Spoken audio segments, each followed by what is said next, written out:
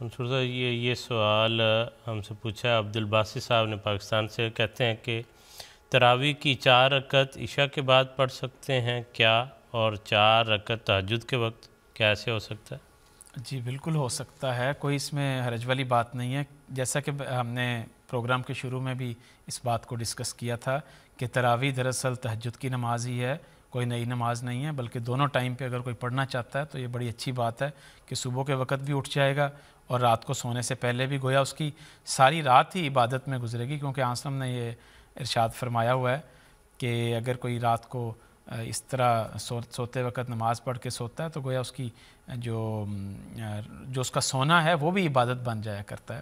تو اس میں کوئی شک نہیں. اور حدیث میں یہ بھی آتا ہے کہ آن صلی اللہ علیہ وسلم نے حضرت عائشہ رضی اللہ تعالیٰ عنہ بیان فرماتی ہیں کہ رسول کریم صلی اللہ علیہ وسلم 8 رکعت پڑھا کرتے تھے رمضان میں بھی اور اس کے علاوہ بھی.